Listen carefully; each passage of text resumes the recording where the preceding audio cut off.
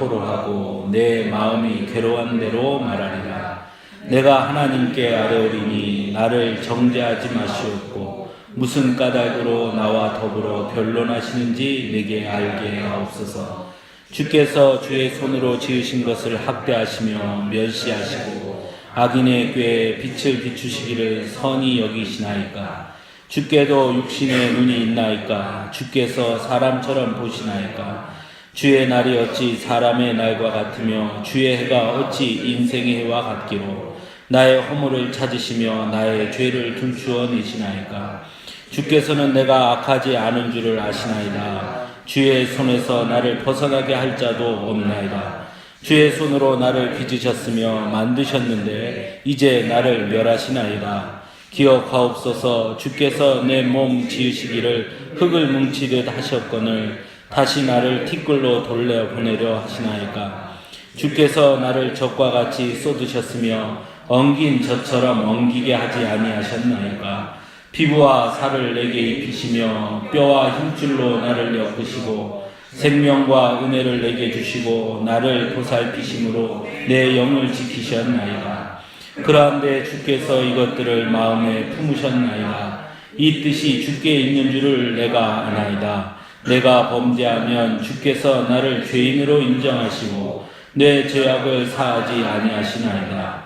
내가 악하면 그가 있을 것이오며 내가 어려울지라도 머리를 들지 못하는 것은 내 속에 부끄러움이 가득하고 내 환난을 내 눈이 보기 때문이니이다.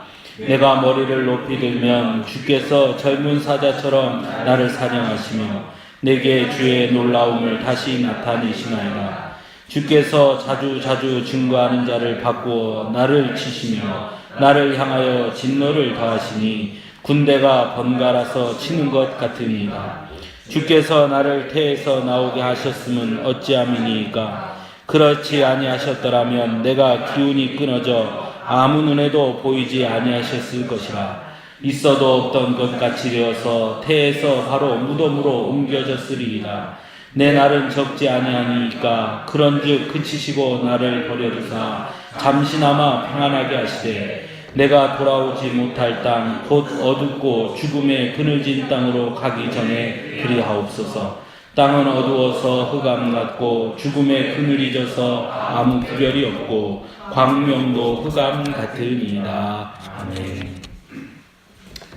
욥기 10장은 우리 욥이 이제 하나님 앞에 쏟아놓는 그런 기도라고 할 수 있습니다. 여기 3절에 보면 주께서 주의 손으로 지으신 것이라고 했는데 이 지으신 것이라는 말이 원어 성경에 보면 시라는 단어입니다. 시, 포이에마, 시, 하나님의 시 이런 뜻이에요. 우리가 산문, 시 이럴 때 그 시. 그러니까 그 자체가 우리가 욥기를 우리가 볼 때 항상 잊지 말아야 할 것은 욥기는 1장, 2장을 제외한 다른 장은 대부분 시로 되어 있다. 운문으로 되어 있다. 그래서 이 운문에는 아주 그 시에는 많이 등장하는 시적 기법이 있죠. 그 시적 기법 중에 하나는 강조, 또 반어, 또는 질문 이런 것들이요. 그러니까 실질적으로 말은 그렇게 했지만 원래 표현은 그것이 매우 부정적인 것을 긍정적으로 표현한다든지 또 긍정을 통해서 부정을 더 강하게 표현한다든지 이런 것들이 시적 표현입니다. 그러니까 나보기가 역겨워 가실 때에는 말없이 지려밟고 가시옵소서 이런 거 있죠. 그게 진짜 밟고 가라는 뜻이 아니라 그게 무슨 뜻이에요? 가지 말란 얘기예요. 그런데 그거를 밟고 가려나 보다 그리고 밟고 간다고 생각하면 잘못된 것처럼 시는 이처럼 되게 긍정적인 말을 하는 것 같지만 실상은 매우 강한 부정을 시적 긍정을 통해서 나타내는 경우가 많이 있습니다. 그렇기 때문에 시를 그냥 산문으로 읽으면 전혀 엉뚱한 내용이 돼요. 그러니까 오늘 이 읽은 욥기 10장도 시로 되어 있어요. 시로 되어 있기 때문에 이 시를 그냥 산문으로 읽으면, 자, 여러분 이거 읽으면서 무슨 생각했습니까? 어떤 느낌이 드나요? 여기에 욥의 분노가 느껴집니까? 우리 성경으로 보면 그런 게 안 느껴져요. 아주 욥이 아주 신앙이 너무 좋은 사람으로서 하나님 앞에 막 찬송하는 것 같은 그런 느낌이 든단 말이에요. 그런데 이 욥기 10장에 욥이 하는 질문은 크게 네 가지입니다. 하나는 뭐냐면 왜 저를 대적하십니까? 왜 저를 이렇게 힘들게 하십니까? 이게 첫 번째 질문이고요. 두 번째 질문은 왜 나를 지켜보고 계십니까? 여기 아까 보면 나의 허물을 찾으시며 나 들추어낸다 이런 말 했잖아요.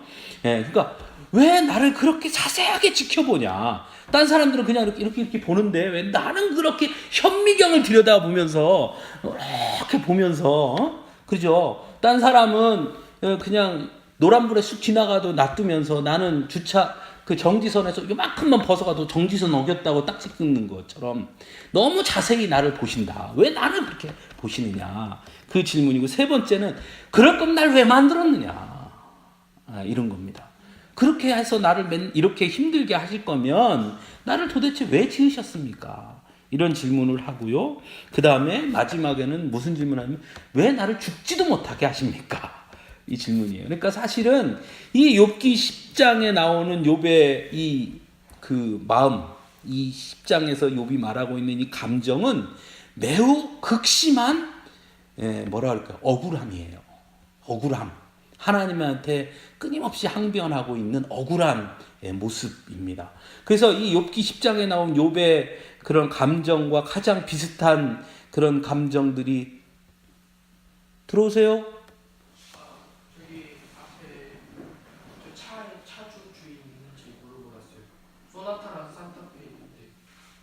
없어요.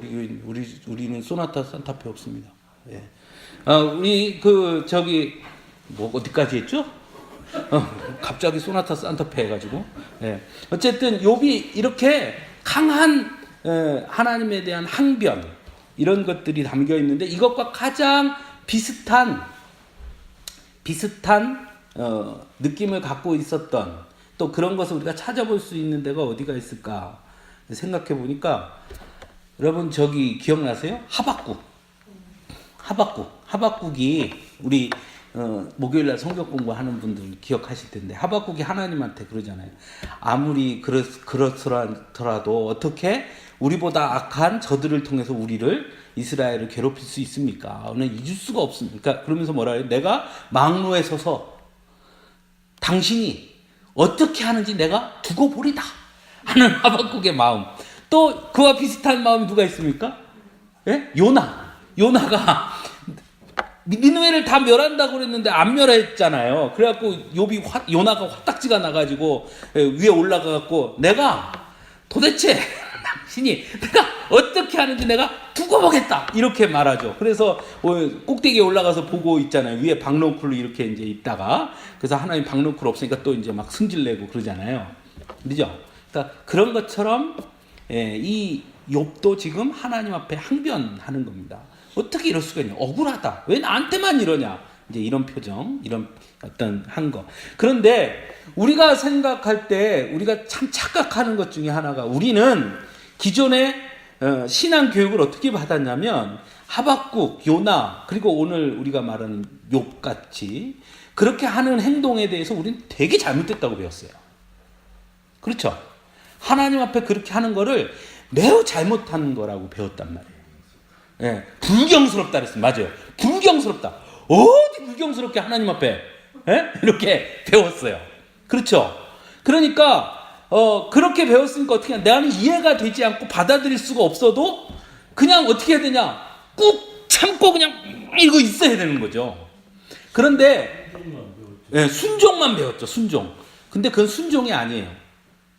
순종이 아니고 순종과 복종의 차이가 뭐가 있습니까? 복종은요, 힘에 굴복해서 따라가는 게 복종이고 순종은 내가 자발적으로 따르는 게 순종이에요. 그런데 우리가 신앙교육을 뭐라고 배우냐면 순종이라고 말은 순종을 배우는데 실제 행태는 복종을 강요받고 있는 거예요. 그러니까 순종을 배우면서 복종이 순종인 줄 아는 거예요. 여러분, 복종하는 자에게는 하나님의 축복이 없습니다. 순종하는 자에게 복을 내려주시는 거예요. 순종이 제사보다 낫지 복종이 제사보다 나은 건 아니에요. 복종은 내가 자의가 아니에요. 안 하면 죽으니까 하는 거예요. 순종은 하나님이 내게 선택권을 줬으나 그 선택에서 내 자발적으로 하나님의 뜻을 따르기로 결정하는 것, 그것이 순종이에요. 그래서 순종하는 자에게 하나님이 복을 주시는 겁니다. 근데 우리는 순종이라고 말은 배웠는데 순종이라고 배우면서 그 내용은 복종인 경우가 너무 많은 거예요. 뭐 예를 들면 조금 아까 얘기한 것처럼 이렇게 하나님 앞에 항변하면 어디 불경하게 이렇게 말해서 그렇게 하면 어떻게 되냐? 벌 받는다고 배우는 거예요. 그러면 벌 받을까 봐 뭘 못해요? 그렇게 못하죠. 그러니까 하나님이 말하면 질문하면 벌 받을까 봐 못하고 어떻게 하면 꾹 참아요. 이건 순종이 아니에요. 이거는 기본적으로 복종인 거예요. 하나님은 성경에 하나님은 하나님 앞에 질문하는 자에게 징계를 내리신 적이 없습니다. 한번 갖고 와보세요. 찾아서. 하나님 앞에 질문한 자를 하나님이 징계한 적이 단 한 번도 없어요. 여러분 기드온 알죠? 기드온. 기드온한테 하나님이 가서 싸우라니까 기드온이 어떻게 해요? 예? 증거를 요구해 하나님 앞에. 그죠? 그럼 우리는 그렇게 하면 불경건하고 어디 하나님 앞에 믿음이 없이 이렇게 배웠단 말이에요. 예? 하나님이 영훈이한테 영훈아 내가 너를 사랑한다 그랬더니 영훈이가 나는 하나님의 사랑을 못 믿어요. 나를 사랑한다면 증거를 보여주세요. 이제 그렇게 하면 우리 고장로님이 이놈의 자식이 어디 하나님 앞에 이게 혼났단 말이에요. 그러니까 그런가 보다 하는 거죠. 근데 성경에 보면 어느 누구도 질문한 것에 대해서 하나님이 벌 내리신 적이 없어요. 한번 생각해 보세요. 모세가 얼마나 많이 질문합니까? 우리가 볼 때 모세는 정말 해도 너무할 만큼 못합니다, 안 합니다, 안 됩니다. 끊임없이 말하죠. 그런다고 하나님이 모세한테 짜증나가지고 너 안 하잖아요. 여호수아도 아이성 전투에서 패한 다음에 뭐 합니까? 질문해요. 하나님. 우리 죽이려고 그러십니까? 왜 그러시는 겁니까? 도대체 뭐 때문에 그런 겁니까? 막 질문해요. 하나님이 콱 안 하시잖아요. 알려주잖아요. 묻는 자에게 뭐 하시는 분이냐? 답해 주시는 분이 하나님이지. 근데 우리는 질문하는 것 자체를 매우 잘못했다고 가르쳤어요. 왜 그랬을까요? 우리의 하나님은 성경의 하나님이 아니라 이런 말하면 어떨지 모르지만 유교적 불교적 하나님화 되어버렸기 때문에 그래요. 네. 아마 우리 여기 영훈이나 영진이나 여러분의 부모님 세대, 우리 고장로님이나 요 세대는 그렇게 안 했을 건데 저만 해도 아버지가 말하는데 2번 이상 토를 달면 바로 뭐가 날라왔어요. 바로 뭐가 날라왔어요. 바로. 에? 가서 저기 담배 좀 한 가 사와라. 아, 왜 나 시켜? 사와. 싫어! 혹시 날라오죠? 이놈의 자식이 그럼 사와야죠. 그죠? 그러니까 그게 뭐냐? 어른에 대한 공경이 뭐냐면 복종이 공경이라고 생각해서 어른이 말하면 토를 달지 않고 어른이 말하면 질문하지 않고 어른이 말하면 그대로 따르는 것. 그것이 복종이 곧 미덕이라고 배운 거죠.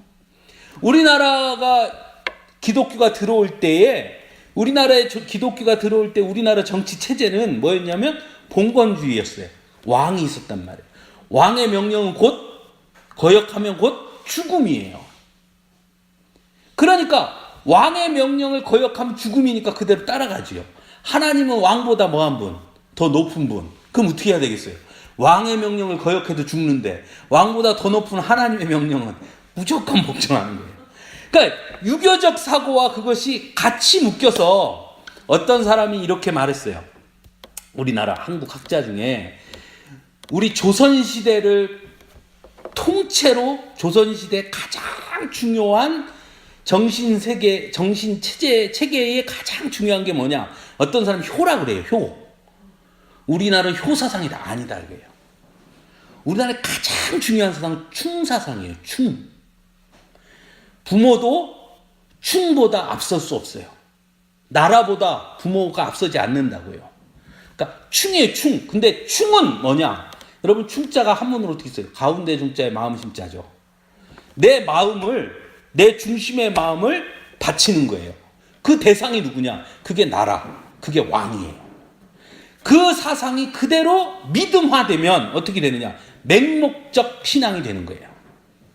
그래서 지금도 우리나라 왜 이단이 많으냐? 그대로예요. 충사상이 신앙으로 바뀌면 그게 이단이 되는 거예요. 그것이 우리나라 7, 80년도에는 제가 우리 원로 목사님 만나면 가끔 원로 목사님이 목사님이 목회할 때는 먹을 것이 없어서 어쩌고 이제 막 그렇게 고생하신 얘기를 하세요. 그럼 제가 그러니까요 목사님 진짜 고생하셨겠습니다. 그런 얘기 이제 같이 이렇게 나눌 때 있거든요. 근데 맨 처음에는 저도 이제 나이가 어리고 목사님 워낙 우리 할아버지 뻘이시니까 제가 뭐 그런데 이제 그래도 여기 와서 지낸 지가 한 10년쯤 가까이 되니까 이제는 편해져서 그런지 저도 가끔 우리 목사님하고 이렇게 저도 질문도 하고 그러거든요. 목사님 그때는 어떠셨어요? 뭐 이렇게. 제가 목사님한테 한 번은 그런 얘기 했어요. 그렇죠. 목사님 진짜 고생하셨죠. 힘드셨죠. 근데 목사님 옛날에는 목사님이 저만 할 때 목회하실 때는 목사님이 한마디 탁 하면 교인들이 쫙 따라가지 않았습니까? 그랬더니 목사님 그랬지 그러시더라고요. 그랬지 그땐 그랬지. 그때는 목사님들 그림자도 안 밟았어 그러시더라고요. 그래서 제가 그랬어요. 지금은요 안 그래요. 그랬어요. 그랬더니 그렇지 그러시더라고요. 그래서 제가 그랬어요. 경제적으로 많이 힘들고 너무너무 어려운 시대를 살았지만 그러나 그런 면에서는 목사님은 정말 행복하게 목회하신 분입니다. 우리는 지금의 목회자들은 생활은 더 나아졌을지도 모르고 뭐 더 편안해졌을지는 모르나 이제는 정말로 제대로 가르치지 않으면 금방 들통나는 시대를 살고 있습니다. 설교 한 편만 베끼면 바로 그 다음 주에 설교 어서 들은 것 같은데 이런 소리 나옵니다. 그러니까 되게 힘듭니다, 목사님. 그랬더니 우리 그 원로 목사님이 그건 그래 그러시더라고요. 그러니까 시대가 바뀐 거죠. 예전에는 그런 것들이 있었단 말이에요. 그것이 그 충 사상이 교회에 들어와서 그 충이 누구로 바뀌었냐면 목사님으로 바뀌는 거죠. 그러니까 목사님한테 절대 순종하게 해야 되는. 근데 그 순종이 아니고 사실은 복종이죠. 지금도 남아 있어요. 지금도 그것이 그런 모습들이. 근데 중요한 건 제가 말씀드리고 싶은 것은 성경에서는 절대로 질문하는 것에 대해서 하나님이 벌하지 않았어요.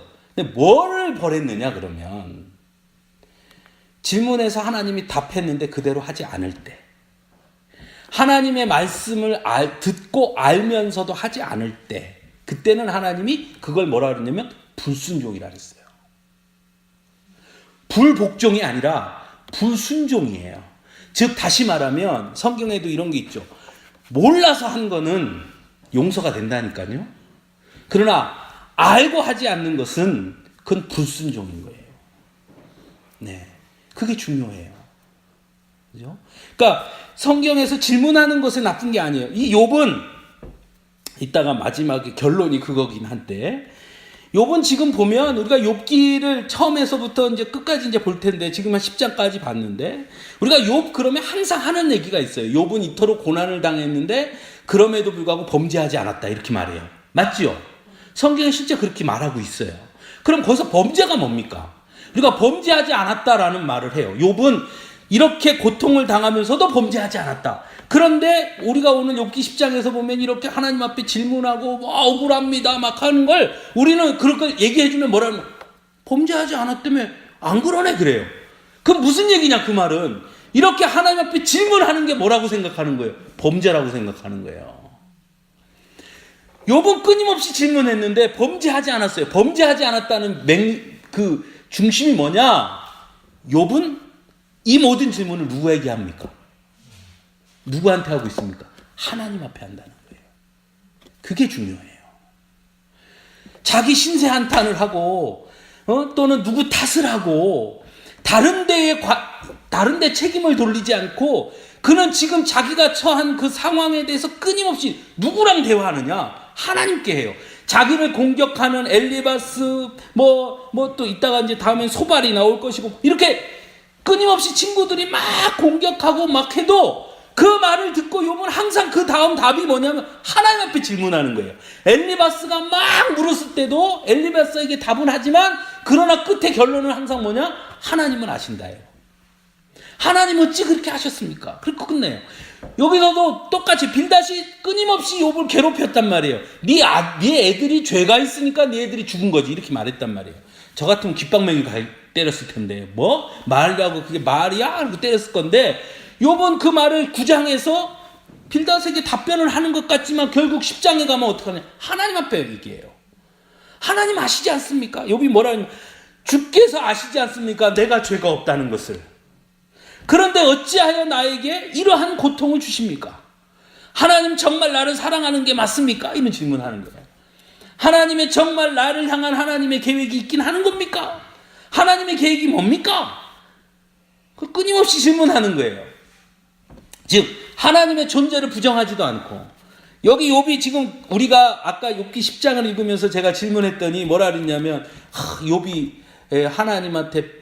하나님을 비판하거나 비난하는 것처럼 느껴지지 않고 오히려 욥이 신앙이 믿음이 좋아서 하나님 앞에 찬송하는 것처럼 느껴지는 이유가 뭐냐면 욥의 전제가 다 우리가 말하는 고백이에요. 하나님이 나를 만드셨습니다. 그걸 먼저 해요. 그리고 하나님이 나를 만드셨는데 왜 나를 그렇게 만들어 놓고 왜 나를 이렇게 죽게 만드십니까? 하나님은 모든 것을 아십니다. 그러면 내가 죄 없다는 것도 아실 텐데 그런데 어찌해서 나를 이렇게 고통 가운데 두십니까? 하나님은 언제나 우리를 지켜주시는 분이십니다. 그렇다면 내가 이런 고난에 있을 때 오히려 하나님은 나를 지켜줘야 하는 분인데 왜 나에게는 눈을 감고 보고만 계십니까? 하나님은 나를 사랑하시고 언제나 내 편이시라고 나는 그렇게 믿는데 그렇다면 차라리 지금은 내가 죽는 게 나은데 왜 죽지도 못하게 합니까? 이런 질문들을 지금 하나님 앞에 묻는데 그 질문의 근원이 뭐냐면 다 하나님에 대한 완전한 신앙의 고백을 바탕으로 하는 질문을 던진다는 거예요. 그게 욥이 범죄하지 않았다는 겁니다. 즉 이렇게 말하지 않았어요. 욥 하나님이 나 지었다는 그러던데 내가 이렇게 고난당한 거 보니까 뻥이구만. 이렇게 말하지 않잖아요. 하나님이 나를 사랑하신다는 건 거짓말입니다. 하지 않잖아요. 그렇게 질문하지 않아요. 그 원래 가지고 있던 신앙의 핵심을 포기하지 않는 거예요. 오히려 그 신앙의 핵심 안에서 질문하는 거예요. 이게 중요해요. 여러분 제가 말씀드리고 싶은 것은 끊임없이 질문하라는 거예요. 하나님 앞에. 제가 제일 잘하는 말 중에 하나가 뭐냐면 질문하지 않는 신앙은 죽은 신앙이에요. 내가 하나님을 생각하고 사랑하면 질문이 나올 수밖에 없어요. 제가 우리 교회 와서 성경 공부 참 많이 하는데 죄송한 말씀인데 제가 우리 성경 공부하면서 제일 감동적인 질문이 하나 있었어요. 저는 그때 되게 감사했고 감동적이었어요. 그게 누구 질문이었냐면 안장로님 질문이었어요. 안장이 뭐라고 질문하셨냐면 지금도 기억. 그런데 왜 하나님은 선악과를 만들어가지고 그 질문을 하셨단 말이에요. 그 성경 공부하는데 장로님 그러셨어요. 목사님, 근데 하나님 왜 선악과를 만드셔가지고 그 만들어놨을 때 하나님은 모든 걸 다 아시니까 인간이 따먹을 것도 알았고 다 아셨을 건데 그걸 왜 만들었습니까? 이렇게 하시더라고요. 제가 그 질문을 듣고 되게 좋았어요. 여러분, 장로님이 그런 질문하기 쉽지 않습니다. 실제 그런 의문이 들어도 아는 척하고 있는 게 더 좋은 거예요. 그렇잖아요. 몰라도 아는 척한다고 누가 뭐라 그러겠습니까? 그러나 장로님인 걸 떠나서 개인의 한 사람의 신앙인으로서는 그런 질문이 갑자기 생길 수 있는 거예요. 그 이전에 안 생겼다가도. 그러네 진짜? 그럴 수 있지. 그러면 언제든지 하는 거예요. 그게 진짜 신앙이에요. 묻는 거예요. 하나님 앞에. 제게 물었다는 게 아니라 하나님 앞에 묻는 거예요. 하나님 왜 그런 겁니까? 그 질문을 던져야 그것 이상을 더 깨닫게 됩니다. 더 많이 알게 되고 더 많은 하나님의 마음을 우리가 경험하게 되는 거예요. 그러니까 그 질문을 던져야 되는데 우리는 질문을 던지는 순간 참 믿음 없이 말이에요. 이렇게 한단 말이에요. 저도 어렸을 때 그 기억이 나요. 네. 목사님한테 가서 질문했을 때. 제가 여러분들은 그런 거 안 겪어봤어요? 제가 아마 중학교 때인가? 학교에 가면 진화론 배우잖아요. 네안데르탈인, 크로마뇽인, 이렇게 해서 진화해가지고 이렇게 됐다고. 근데 우리는 교회에서 뭐 배워요? 창조론이잖아요. 그죠? 네? 그래가지고 시험 문제에 그런 게 나왔었어요. 예를 들면 크로마뇽인 이전에가 뭐냐, 이런 거 있잖아요. 그죠? 제가 그 답을 알고 있었는데, 그 시험 문제의 답을 학교에서 가르쳐 준 대로 답은 알고 있는데, 그런데 교회에서 배운 답은 그게 아니잖아요. 교회에서 최초의 인류는 뭐예요? 최초의 인류는. 네, 그때 답은, 제가 배운 답은 최초의 인간 그거는 오스트랄로피테쿠스인가 그거였어요. 답이. 근데 최초의 인간은 뭐예요? 답이. 아담이지, 아담.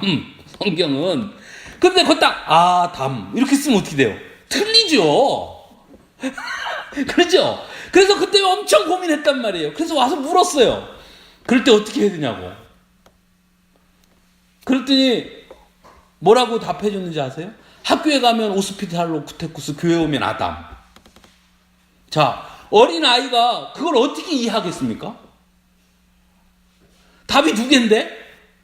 그래서 이해가 안 돼서 우리 어머니한테 물었어요. 우리 엄마한테. 엄마, 내가 물어봤더니 그렇게 했는데, 그거 뭐야? 이렇게. 근데 우리 엄마 답이 정답이었어요. 뭐였냐? 선생님은 교회 다니시니? 저한테 물었어요. 그래서, 몰라? 안 다니는 것 같은데? 그러니까, 야, 안 다니면 아담을 모르지. 그래서 그다음부터 고민 안 했어요. 질문해야죠. 우리의 삶에 많은 문제들을 만날 때 우리는 끊임없이 하나님 앞에 질문하는 겁니다. 그 질문이 기도예요. 그 질문이 기도예요. 기도할 것이 없다. 그건 무슨 얘기냐? 질문할 게 없는 거고, 질문할 게 없다. 그 사람 둘 중에 하나입니다.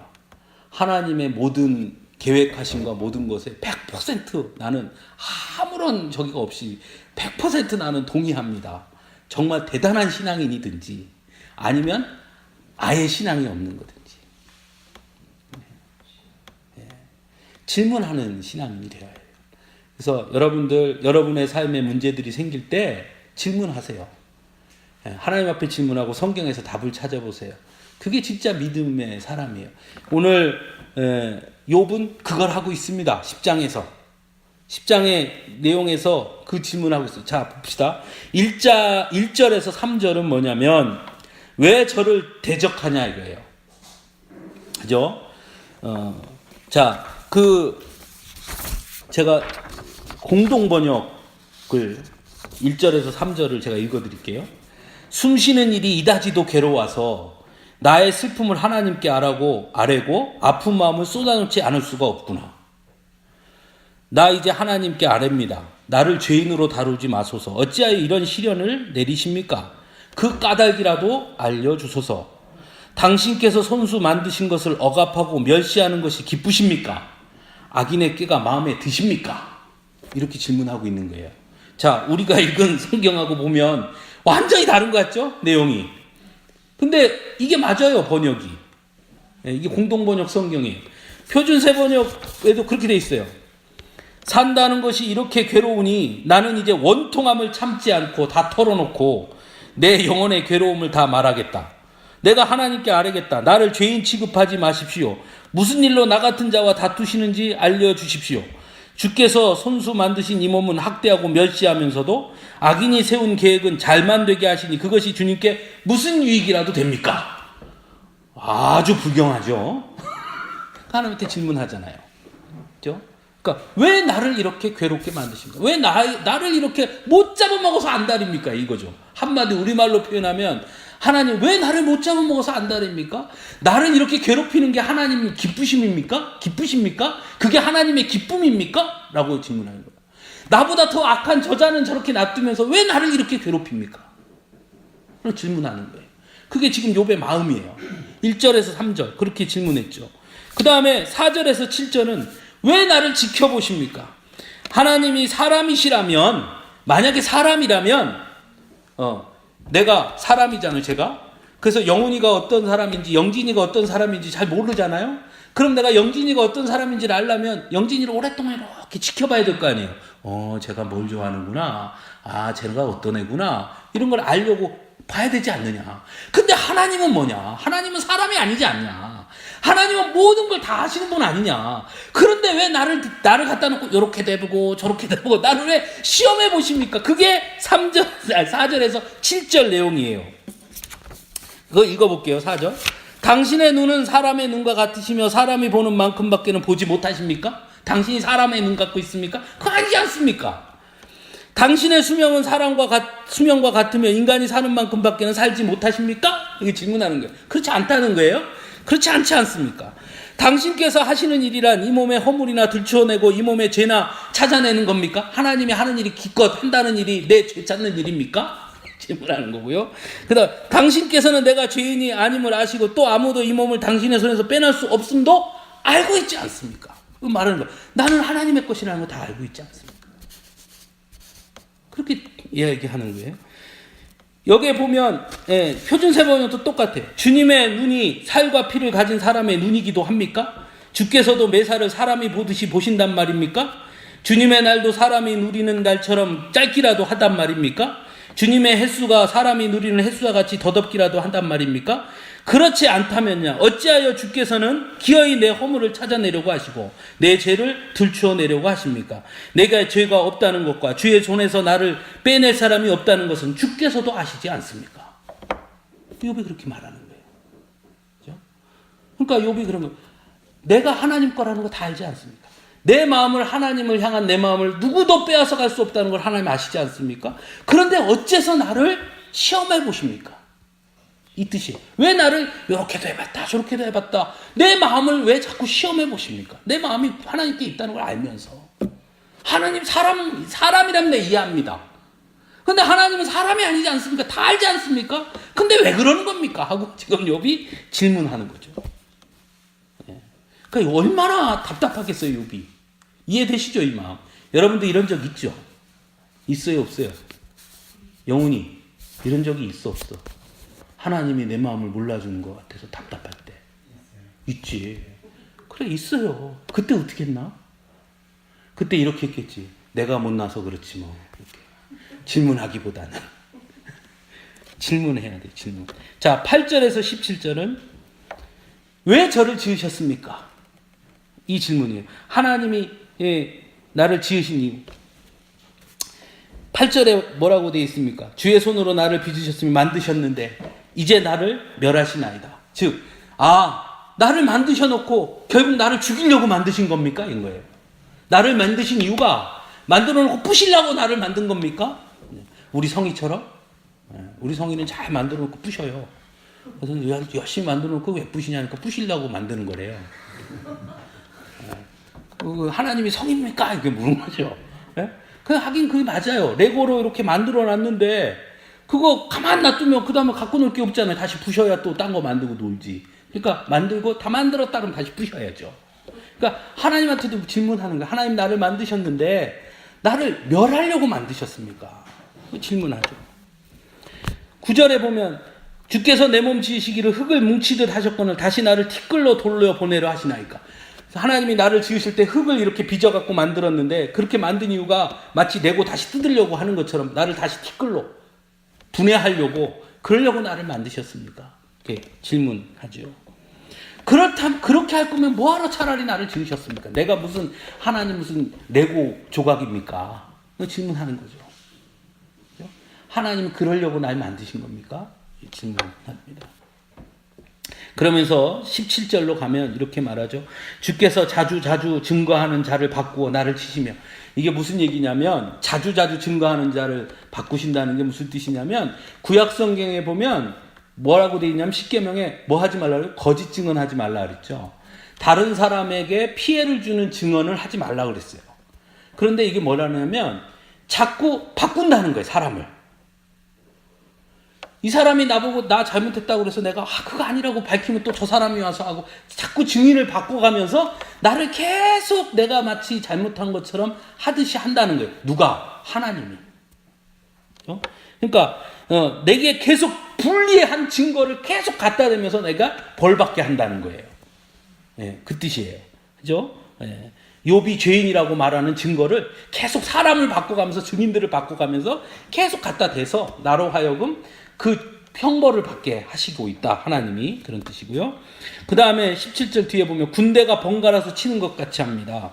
예, 즉 진노를 강하게 하나님께서 군대가 침략하듯이 나를 찍어 누른다 이런 뜻이죠. 어쨌든 이러한 그 뭐냐 왜 나를 지으셨습니까? 왜 나를 지으셔서 그렇게 하십니까? 그렇게 나를 괴롭히는 것이 하나님의 기쁨입니까? 하고 질문하는 거예요. 욥이 내가 그렇게 괴통스러워하는 거 보고 계시면서 그게 즐겁습니까? 이렇게 질문하는 거죠. 여러분 그런 질문 해봤어요? 안 해봤죠. 우리 박 권사님 막 몸이 아프고 하나님한테 그런 질문 해봤어요. 하나님 내가 이렇게 아파갖고 맨날 골골하는 거 보시면 하나님도 좋으십니까? 이렇게 물어보셨어요. 우리가 항상 그래요. 두 가지가 있어야 돼요. 그런 어떤 어려움을 당할 때 우리가 우리 스스로 더 겸손해져야 하는 것도 맞습니다. 아, 내가 혹시 내가 뭔가 부족한 것이 있지는 않았을까? 내가 하나님 앞에 온전히 서지 못한 것은 아니었을까? 그걸 돌아보는 것도 아주 중요해요. 그러나 그것이 너무 깊어져서 죄책감이 되어지면 그건 바른 신앙이 아니에요. 네? 그러니까 내가 뭔가가 잘 안 됐어요. 내가 사귀던 여자친구랑 헤어졌어요. 자, 헤어졌다고 칩시다. 나하고 은신이하고 사귀었는데 헤어졌어요. 그럼 이제 생각하는 거예요. 왜 헤어졌을까? 그때 대부분 사람들은 내가 좀 더 잘해주지 못했구나. 이럴 수도 있고, 그렇죠? 그럴 수 있죠. 내가 그때 좀 더 잘해줄 걸. 내가 그때 더 좀 따뜻하게 해줄 걸. 내가 좀 많이 부족했어. 이런 마음이 들어서 그 다음에 다른 사람을 만날 때는 그 잘못을 벗어나서 다시는 그 똑같은 우를 범하지 않도록 그래서 나를 좀 더 성숙한 사람을 만드는 것. 그건 좋은 거예요. 그런데 어떤 사람은 그게 지나치죠. 어떻게 되느냐. 내가 바보 같아서 그래. 내가 잘못해서 그래. 맞아. 나 같은 놈은 절대로 여자 사귀면 안 돼. 내가 무슨 여자친구를 사귀어. 나는 그렇게 하는 자격도 없는 놈이야. 나는 그럴 필요도 없는 놈이야. 끊임없이 자기를 막 학대하는 사람 있죠. 자기 학대. 죄책감에 빠지게 한. 그 사람 절대로 못 일어나죠. 신앙도 마찬가지예요. 하나님 앞에 겸손하게 엎드리는 것은 중요합니다. 그러나 그 겸손함이 죄책감이 되면 안 돼요. 하나님은 그걸 원하지 않아요. 하나님은 우리에게 죄책감을 갖게 하시기 위해서 우리 보고 회개하라 하지 않았어요. 회개하라는 말씀의 뜻은 뭐냐면 죄책감으로부터 벗어나기 위해서 회개하는 거예요. 우리가. 하나님 앞에 나의 죄를 고백함으로써 죄책감으로부터 나를 벗어나게 해서 다시는 그 죄 가운데 거하지 않고 하나님의 주시는 사랑과 은혜로 다시 도전하고 다시 힘있게 살게 하시기 위해서 우리 보고 회개하라 하시는 거지. 회개하라는 것이 네가 죄인이야 그러니까 너는 죽어야 돼 그러니까 너는 가만히 있어 꼼짝하지 마 라고 하시기 위해서 우리를 회개하라 하시는 게 아니에요. 죄책감에 빠지게 하시기 위해서 우리에게 회개하라 하는 것이 아닙니다. 회개하라는 뜻은 내 잘못을 있는 그대로 인정하고 겸손하게 하나님의 앞에 엎드려서 이제는 내 힘이 아니라 하나님의 힘을 붙잡고 하나님이 주신 은혜를 붙잡고 다시 일어서게 하시기 위해서 그래서 회개하라 하는 거예요. 그것을 우리가 착각하면 안 돼요. 그러니까 우리가 어떤 일이 실패하면 반드시 겸손하게 엎드리게도 해야 되지만 또 한편으로는 하나님의 사랑 앞에 하나님의 은혜 앞에 더 바짝 다가서는 기회가 되어야 돼요. 하나님 왜 내게 이렇게 고통을 주십니까? 물을 수 있어야 돼요. 네? 우리 박정자 권사님 많이 몸이 불편하시잖아요. 천식도 있으시고 뭐 혈압도 있고 당뇨도 있고 다 내가 하나님 앞에 죄져서 그렇지. 내가 이렇게 하면 절대 안 돼요. 맞습니다, 하나님. 다 이제 내 하나님 앞에 다 맡깁니다. 하나님 앞에 겸손하지만 그러나 너무 힘들 땐 주님 하고 기도하는 거예요. 하나님, 그래도 내가 이렇게 하나님 붙잡고 있는데 내가 이렇게 아픈 거 그냥 보고 계시면 하나님은 기분이 좋으십니까? 그렇지 않지요. 저는 그렇지 않을 거라고 믿습니다. 저를 사랑하신다고 믿습니다. 그러니 제 마음을 붙잡아 주시고 저를 이 아픔에서 벗어나게 해주시고 그렇게 기도하는 거예요. 그 두 가지가 같이 가야지 그게 건강한 신앙이에요. 그런데 이단들은 어떻게 하느냐? 이쪽 것만 갖고 계속 갖고 놀아요.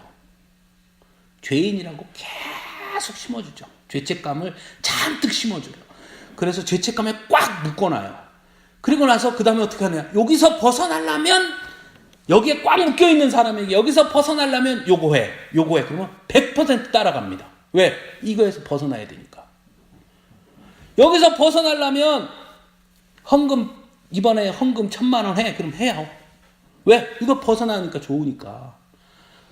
제가 우리 성경 공부했더니 저희 집에 같이 사는 어떤 분이 저에게 당신하고 성경 공부하면 너무 힘들다는 거예요. 그거 왜 그러냐? 그래서 예전에는 너무 쉬웠대, 신앙생활이.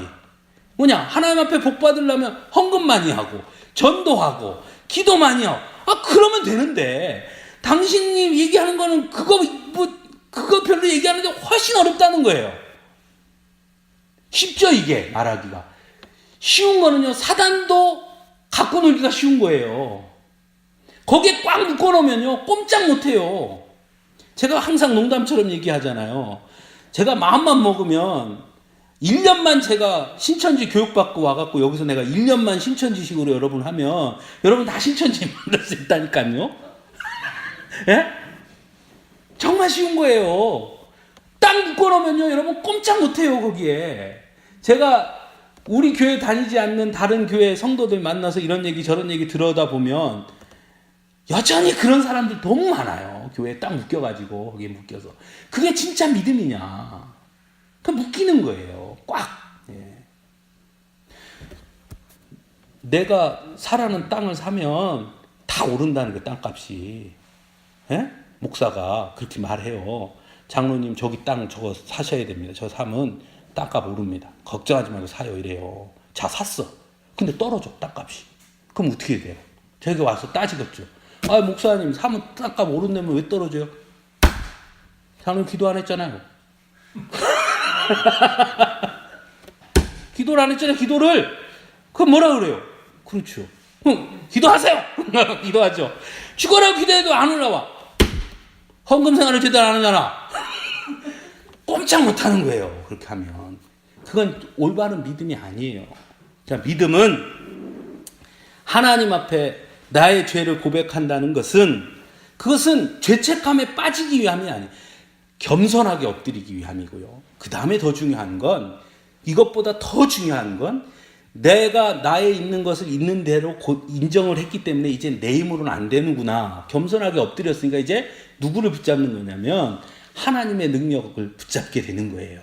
그래서 주님의 말씀에 더 집중하게 하고, 그래서 포기하는 게 아니라, 그래 지금까지 내 힘으로 해서 실패했으니 이제 내가 기도하고 하나님 말씀 보며 하면 내가 성공할 수 있어, 다시 해볼 수 있어 하는 마음으로 일어서게 하는 것이지, 회개는 일어서게 하시기 위함이지 주저앉게 하기 위함이 아니란 말이죠.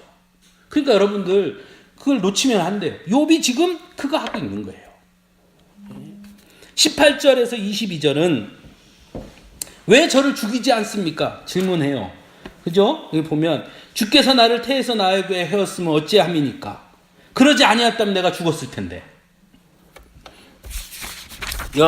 공동번역에 보면 이렇게 말해요. 어찌하여 나를 모태에서 나오게 하셨습니까? 차라리 그 누구의 눈에도 띄지 않고 숨져 태어나지도 않았듯이 모태에서 무덤으로 바로 갔으면 좋았을 것을. 나의 수명은 이제 다 됐습니다. 좀 내버려 두십시오. 나 좀 죽게 내버려 두십시오. 그 말인 거예요. 잠깐만이라도 밝은 날을 보게 하여 주옵소서. 잠시 후에 나는 갑니다. 영영 돌아올 길 없는 곳, 캄캄한 어둠만이 덮인 곳으로 갑니다. 나는 이제 죽으러 갑니다. 금은밤 같은 어둠이 깔리고 캄캄한 가운데 온통 뒤죽박죽이 된 곳, 칠흑 같은 흑암만이 빛의 구실을 하는 곳으로 나는 갈 겁니다. 그러니 이제 나 제발 좀 죽게 놔두십시오. 이게 기도하는 거예요. 욥이 그렇게 하고 끝내요. 기도가 그 끝이에요. 표준세번역도 똑같이 했습니다. 표준세번 뭐라 되어 있냐면 내가 살 날도 이제 얼마 남지 않았습니다. 나를 좀 혼자 있게 내버려 두십시오. 내게 남은 이 기간만이라도 내가 잠시라도 쉴 수 있게 해주십시오. 어둡고 캄캄한 땅으로 내려가면 다시는 돌아오지 못합니다. 그리로 가기 전에 잠시 쉬게 해주십시오. 그 땅은 흑암처럼 캄캄하고 죽음의 그늘이 드리워져서 아무런 질서도 없고 빛이 있다 해도 흑암과 같을 뿐입니다. 나 이제 죽을 건데 죽게 생겼으니 제발 죽기 직전이라도 좀 가만 놔두세요. 나를 계속 괴롭히지 마시고. 얼마나 괴로우면 이런 고백을 합니까? 그러면 이 말 속에 뭐가 담겨 있는 거냐? 지금도 욥은 누구와 함께 있다? 하나님과 함께 있다는 거예요. 그래서 자기가 지금 뭐하다는 거예요? 힘들다는 거예요. 차라리 날 버리십시오. 예. 저는 이게 은혜라고 생각해요. 우리가 인생을 살다가 보면 때로는 내가 나를 버리고 싶을 때가 있어요. 아직 젊은 여러분들은 없겠지만 우리 안장로님도 그런 때가 있었을 것이고, 있었을 겁니다. 우리 박 권사님도 있을 때가 차라리 콱 죽는 게 낫겠다 싶었을 때가 있었을 거예요. 알 수는 없으나 있었을 겁니다. 우리 저 국인서 집사, 이용철 집사 나이 때는 있었으면 아직 안 되는 나이고, 그 나이에도 있었습니다. 그럼 좀 심각한 거고, 은신이가 벌써 있었습니다. 그런 건 매우 심각한 거고, 그때는 없었는데, 그래도, 우리 고장로님도 있었는지 모르겠습니다. 그래도 한 60 평생 이렇게 60 이상 자녀들 키우고 이렇게 살다 보면, 그럴 때가 있지 않겠어요? 저도 아직은 뭐 그럴 때가 있었는지 뭐 싶긴 한데, 우리 어머니 여쭤보면 있었다 그러시더라고요. 차라리 그냥 콱 죽었으면 좋겠다 싶었을 때가 있었다. 그냥 다 놓고 그냥 에이 이럴 때가 있었다. 그런데 그때 그걸 못하는 것, 그렇게 하지 못하는 이유, 자식 때문에 자식이 눈앞에 밟혀서, 물론 그것도 이을 수 있어요. 그런데 자식 때문에 죽고 싶을 때도 있어요. 그렇죠? 우리 안장로님 크게 고개를 끄덕이죠. 자식 때문에 그럴 수도 있어요. 거꾸로 그걸 꽉 잡아주는 게 뭡니까? 그거는 하나님이에요. 하나님. 그래도 하나님 내 마음 아시지, 하나님 내 곁에 계시지 하는 거예요. 이게 얼마나 감사합니까? 욥이 막 원망해요. 차라리 나를 죽게 내버려 주세요. 여러분, 죽게 내버려 두세요 라는 말은 죽지 못하게 누군가가 잡고 있다는 거잖아요. 그게 누구라는 겁니까? 하나님이 날 잡고 있다. 욥은 너무 괴로워서 죽고 싶지만 그럼에도 불구하고 그 과정 속에도 하나님은 내 곁에 계시다는 걸 욥은 지금 말하고 있는 거예요. 고백하고 있고. 저는 그래서 욥이 참 멋진 신앙인이라고 생각해요. 여러분들도 세상을 살아가면서 많은 일들을 겪고 어려운 일이 있을 때 여러분 하나님 앞에 질문하는 걸 주저하지 마세요. 제가 언젠가 그런 얘기 한 적 있죠. 우리 청년들한테도 그런 얘기 한 적이 있는데, 야, 신앙생활 하면서 내가 그래도 평생 신앙생활 벌써 우리가 20살, 30살이 됐는데 20, 30년 했는데 적어도 한 번쯤은 누군가에게 그래도 나는 정말 하나님하고 한번 야곱이 씨름하듯 하나님 앞에 정말 내 인생을 딱 놓고 한번 제대로 씨름 한번 해본 적은 있다. 정말 하나님하고 끊임없이 내가 싸워본 적이 있다. 저는 그 맞짱이라고 하는데, 나 하나님하고 대판 맞짱 한번 떠본 적이, 그거 한 번은 있어야 되지 않냐. 그게 신앙인 아니냐. 한 번쯤은 정말 내 모든 삶의 문제를 놓고 하나님 앞에 진지하게 한번, 하나님 이건 그렇지 않습니까? 저건 저렇지 않습니까? 해볼만 하지 않냐. 그게 진짜 신앙인 아니냐. 아니, 신앙생활 한다고 하면서 그냥 이러쿵 저러쿵 그냥 흘러가는 대로 신앙생활 했다가 나중에 그거 아닌가 봐. 그러면 누구한테 그거 하소연할 거냐. 저는 그게 필요하다고 생각해요. 저는 우리 그 구기하고 미니에게도 그런 말 합니다. 미니한테도 그런 말 했고요. 얼마 전에 주일날 교회 가기 싫으면 가지 마. 저 그 말 해요. 목사님 아들이라고 교회 가는 건 난 필요하지 않다고 생각한다. 네가 선택해서 가야지. 그래서 교회 가는 게 기쁨이어야지. 즐거움이어야지. 가기 싫은 거 억지로 도살장에 속 끌려가듯이 가는 게, 그 무슨, 하나님이 그 뭐 기뻐하시겠냐. 그건 사람 속이고 하나님 속이는 거 아니냐. 진지하게 고민하고, 정말 너에게 하나님이 필요하냐. 정말 필요한 것이냐. 고민해 봐라. 우리 구기한테도 그런 말을 해요. 요새 우리 민이가 이제 고3이라 공부해요, 열심히. 제가 오늘도 교회 와서 공부하더라고요. 그래서 제가 그랬어요, 민이한테. 근데 민아, 공부만 죽으라고 한다고 되는 게 아니야. 진지하게 물어봐, 하나님 앞에. 너에게 하나님이 원하시는 길이 뭔지. 그거 정하고 해. 그게 정말 중요하잖아요. 적어도 한 번쯤은 하나님하고 이렇게 욥처럼, 모세처럼, 그렇죠? 모세도 끊임없이 하나님께 질문하죠. 여호수아도 그랬죠. 다윗도 그랬죠. 성경의 위대한 인물들은 하나님 앞에 끊임없이 질문했습니다. 그리고 끊임없이 하나님과 싸웠어요. 우리 표현으로 말하면. 그러나 하나님의 대답이 들리면 그는 언제든지 이렇게 가열차게 하나님 앞에 원망하고 불평을 쏟아놓고 난 절대로 이해할 수 없습니다. 막 난리를 쳤다가도 하나님이 내 뜻이 이거야 하고 말씀하시면 그럼 제가 순종합니다 하고 딱 접었어요. 그게 위대한 신앙인이에요. 그러니까 그렇게 질문을 해야 그 답을 얻을 수 있어요.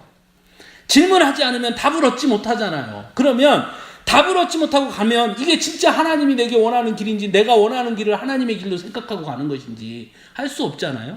그러니까 우리가 매번 그러기 어렵더라도 인생의 한 중요한 시점에 다다를 때마다 우리는 하나님 앞에 질문해야 돼요.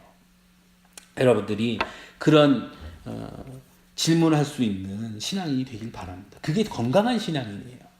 욥은 우리가 생각할 때 욥은 구약에 나오는 위대한 인물들 중에서도 정말 믿음의 사람이잖아요. 욥은 이렇게 질문했다고요. 만약에 제가 이렇게 말했다고 하면 불경하다 그랬을 거예요. 근데 욥은 하잖아요. 왜 그렇게 합니까? 그럼에도 불구하고 욥이 놓지 않는 게 있어요. 그건 뭐냐면 하나님이 내 곁에 계시다. 그리고 그는 모든 질문과 모든 문제 제기를 하나님께 합니다. 이게 아주 중요한 포인트예요. 하나님께 해요. 내가 이렇게 된 건 마누라 때문이야. 내가 이렇게 된 건 너 때문이야. 내가 저렇게 된 건 자식들이 잘못해서 그래. 하지 않고 하나님 앞에 질문하죠. 친구들이 나를 괴롭혀도 네가 친구야 하고 친구랑 싸우는 게 아니라 하나님께 대답하죠. 하나님, 내 친구가 이렇게 말하는데 나 그냥 이렇게 놔둘 겁니까? 나 억울해 죽겠습니다. 질문하잖아요. 그 관점이 하나님께 향해 있다는 것이 욥의 믿음의 가장 핵심이에요. 우리도 마찬가지입니다. 우리의 삶의 문제들이 있을 때 우리는 하나님께 관점을 세워서 질문하고 하나님 안에서 답을 찾아가는 그런 여러분들이 되기를 간절히 바랍니다. 우리 기도하겠습니다.